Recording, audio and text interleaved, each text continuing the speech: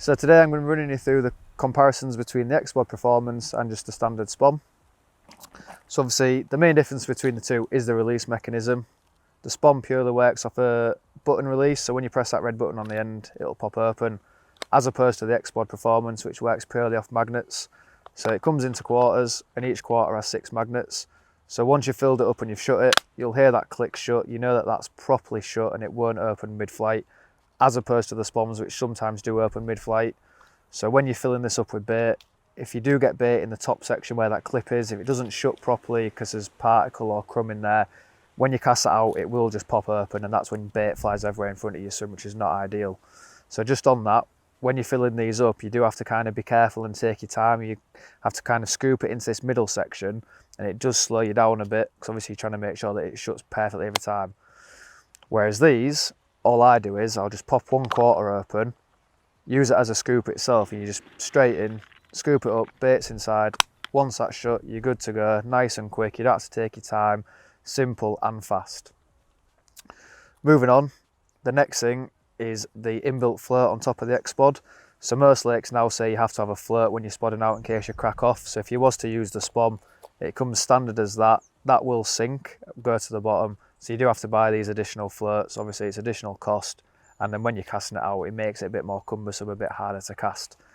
As opposed to the X-Spod, which this top section is an inbuilt float. So obviously if you were to crack off, that'll just float on top of the water, and hopefully you should be able to retrieve it as it drifts into a margin. Going back to the button as well, if your mate wanted to play a prank on you, if you was to cast out and you hit the ground as you're casting out behind you, as soon as that touches the end, it will open, bait flies everywhere, covers your bivvy in bait, covers you in bait, not ideal.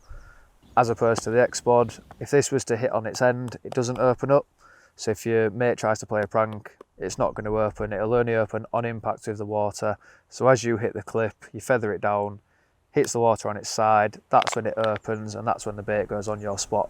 So if you were to fall short of the spot and not hit your clip, if that nose dives into the water, it won't open. So you're not going to be spreading bait everywhere, you're not going to have patches of bait short of your spot. As opposed to the SPOMB, as soon as that button hits the water on a nose dive, it's opening up every single time. So then you start getting patches of bait everywhere, just not ideal for fishing really, to be fair.